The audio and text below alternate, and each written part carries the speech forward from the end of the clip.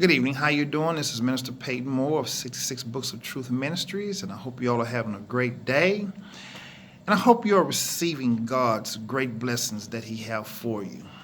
As I always say, the steps you need to take is to confess your sins, give your life to God, and let Him take control of your life. Lean not to your own understanding, but put all your trust in God. I just want to say to you today that God is good and He is my friend.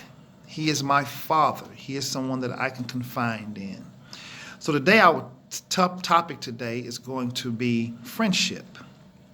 And I hope you all know that you can't stand alone. You can't be in this world alone. You just can't do it all by yourself. There comes a time in someone's life where they feel that they can do it alone, that they can do it by themselves. You can't. It's a journey in life that you go through, and you always need somebody there for you. I don't care if it's your father, your mother, your brother, your sister, or other relatives, or just a good friend, or someone from your church community. You always need someone that you can talk to, someone that you can kind of confide in. And I'm not just talking about bothering them and taking advantage of them. I'm talking about sincere. So today we're going to open up with prayer, and I hope everyone enjoy this message today. And as I say, the day's title is going to be Friendship. Dear Lord, I thank you for this day. I thank you for watching over me and blessing me. I thank you for giving me the gift and the anointing to deliver your word, dear Lord, to those that are in need and those that want to take the advice and hear your word, dear Lord. I ask you to come into their lives and help them understand that they don't have to stand alone, dear Lord, because we are here. I'm standing in the gap for many, dear Lord, and I ask you to continue to bless me and bless them.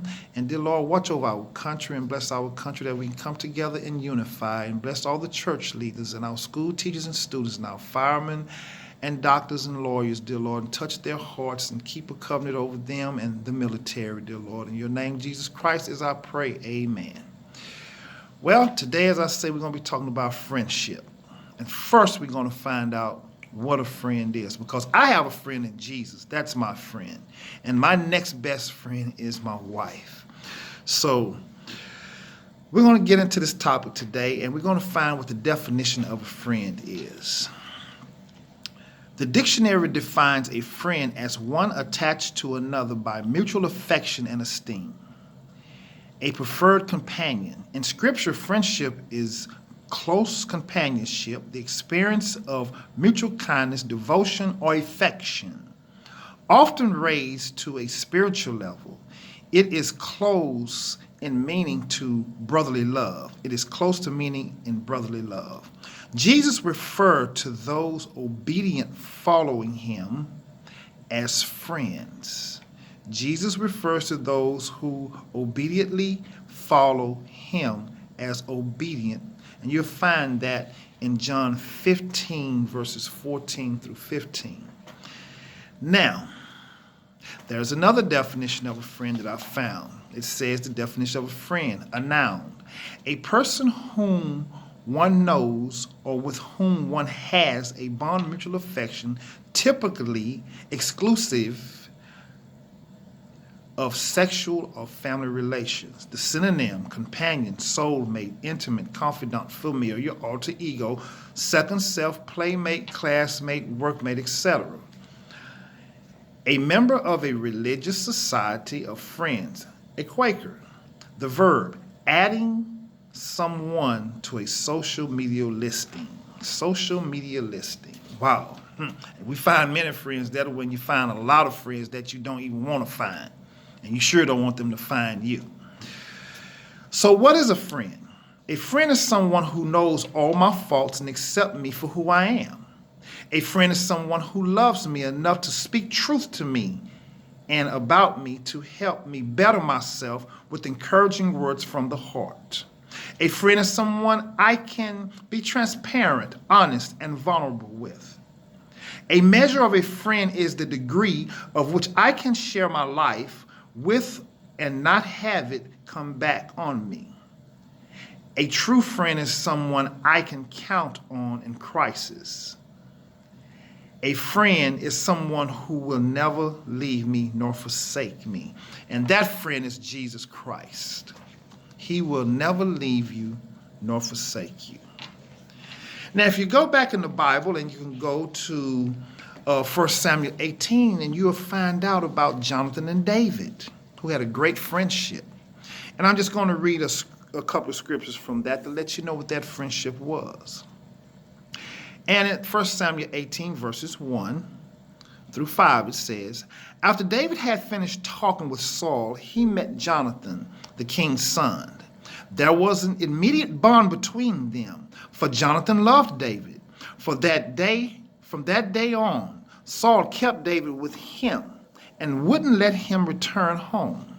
And Jonathan made a solemn pact, a covenant, an agreement with David because he loved him as he loved himself. Jonathan sealed the pact by taking off his robe and giving it to David, together with his tunic, sword, bow, and belt. Wow, that is a friendship. Now, we're talking about a manly friendship. We're not talking about no funny friendships. We're talking about a real friendship. A real manly friendship from the heart. A friend that would give you his clothes off his back. He even gave him his weapon, his tunic off his head.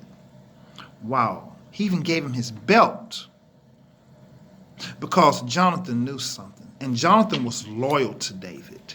He was very loyal to David. And it goes on to say, if you go to chapters 20 in the 42nd verse, we're going to talk about the loyalty part. At last Jonathan said to David, go in peace, for we have sworn loyalty to each other in the Lord's name. The Lord is the witness of a bond between us and our children forever. Then David left and Jonathan returned to the town. Loyalty. Do you have a loyal friend that you can depend on? Or do you have those friends that you need to get out of your life? Because everybody's not your friend. Everybody's not for you. A friend is someone who sticks with you through thick and thin. A friend is someone who's there no matter what. They're there to listen. They're there to tell you the truth about certain things, about yourself.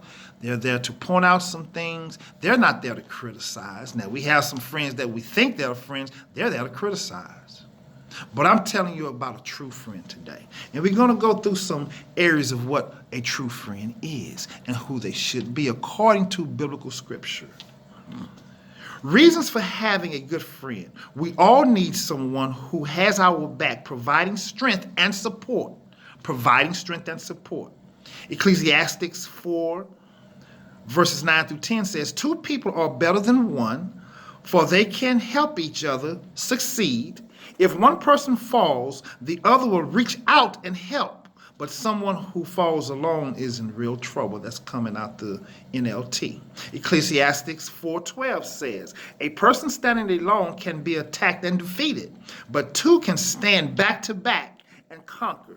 3 are even better, for a triple braided cord is not easily broken.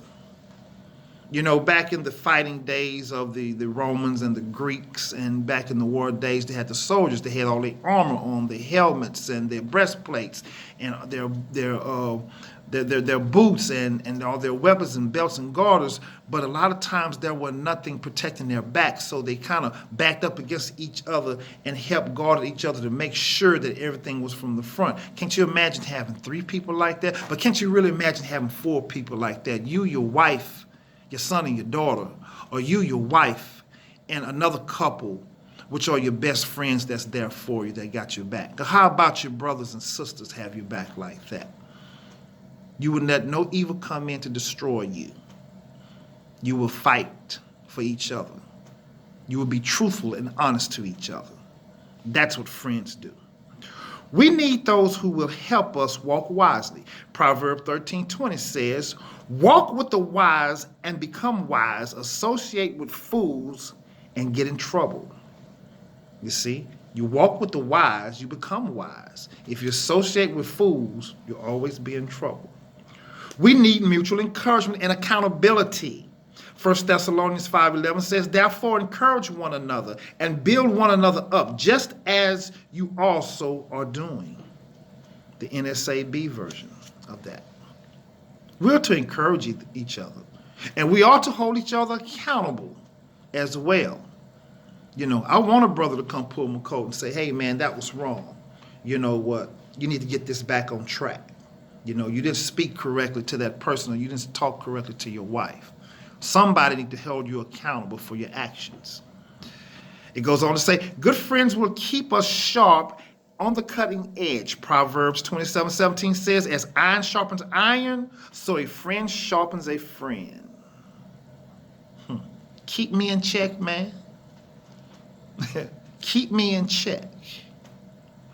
The Bible goes on to also say, our choices in friends can be critical. We must avoid them.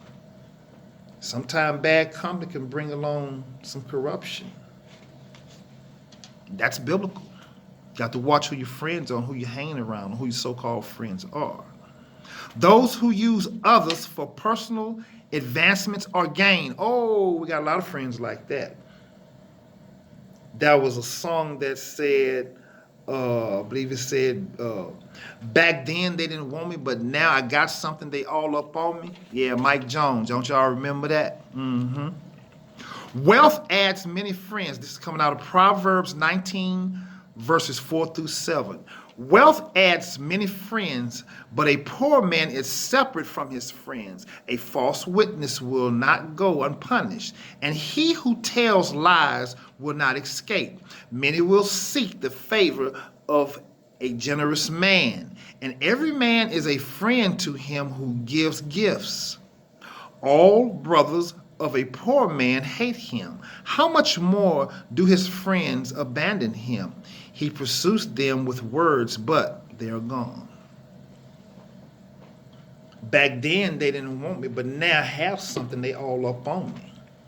And then when you lose what you have, those friends abandon you, they leave you. You see this all the time in the entertainment industry, in the sports industry. You see these guys that have these people surrounding them, and then soon as something happens and something go wrong financially, and they start losing and losing and losing, and then they lose their career and all this, you probably only have one friend that got your back.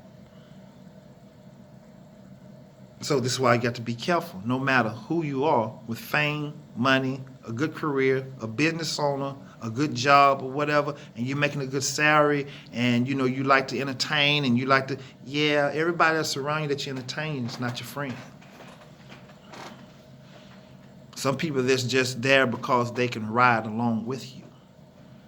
We see that a lot even in ministry. Some people is just there for the ride. As soon as something come down, or one of you get hurt, or something happen, then all of a sudden they're not your friend no more. Now they're talking about you bad on Facebook and all on the internet and social media, and shooting videos and saying bad things about you because they couldn't get what they want out of you. It goes on to say, those who are prone to anger. You don't need to hang around with friends like this because you can get in a lot of trouble. Proverbs 22, verses 24-25 says, don't make friends with a hot-tempered person. Do not associate with one easily angered, or you may learn their ways and get yourself ensnared, get yourself in trouble. That's the NIV version. You can get yourself in trouble by hanging around these hot-tempered people. That's because I've had to learn in life to calm down, chill out. And I have some friends, they hot-tempered. And if they do something wrong and you're in the mix and you're around in the atmosphere, you can just get in trouble as well. Here goes some more friends. Those who would lead us into sin. You have some friends that will lead you into sin. Be careful who you hang around. Proverbs 12:26 says, the righteous choose their friends carefully, but the way of the wicked leads them astray. You see, you can't be a Christian hanging out with somebody that really don't believe in Jesus Christ, or don't believe in Jesus Christ at all, or they got some wicked ways and they doing some things. That's why I say, married men, you got to be careful. You can't hang out with these single friends, and married women, you can't hang out with these single women friends all the time. Talk about we're going to happy hour, then one thing lead to another. Then they tell you, girl, if I was you, man, if I was you, I'd do this and do that. Then you're gonna have a problem. Here go another friend. Those who drink and eat too much. Proverbs 23:20 says, don't associate with people who drink too much wine or stuff themselves with food. You see, sometimes people get a little drunk and carried away, and you're trying to help them, and then they turn around and turn on you because they're drunk, and then you got a big mess because now they got into a fight with somebody. Now you in the middle of it, and now you got to be the rescuer, and then you might be the one to get in trouble. Don't that stuff themselves with food. Then you're gonna be just as big as they are. Watch it. Your health and their health may have two different things going on here. Sometimes you can't eat what other people eat. And watch how much they eat and watch how much you eat. You know. So just be careful in that. Here's the last one. Marks of a good friend includes loyalty. Loyalty. Then we just read about Jonathan and David in 1 Samuel 20, that 42nd verse. Loyalty. Loyalty. They had loyalty. They looked out for each other. Jonathan looked out for David. Jonathan told David everything that his daddy was plotting against him. Saul wanted to kill David many times, and just seemed like Jonathan would just tell David, yes, my daddy, he want to kill you, yes. So you need to go hide. We need to go out in the field. We need to do this. We need to do that. You need to run, David. You need to run. You need to run. Run, David. That's a friend. And this friend was even sticking up for David against his father. Psalms 15 verses 1 through 3 says, O Lord, who shall sojourn in your tent? Who shall dwell on your holy hill? He who walks blamelessly and does what is right and speaks truth in his heart, who does not slander with his tongue, and who does no evil to his neighbor, nor takes up a reproach against his friend. Proverbs 18:24 says, there are friends who destroy each other, but there are real friends who stick closer than a brother. This is why you got to find real friends, truthful friends. And your number one friend today should be Jesus Christ. Jesus Christ should be your friend. So today I just want to share this video with you, and I hope you share with many of your friends. You can't stand alone. You can't do this by yourself. And understand what a friend is and who they are. May God bless you, and you all have a nice day, and I love you.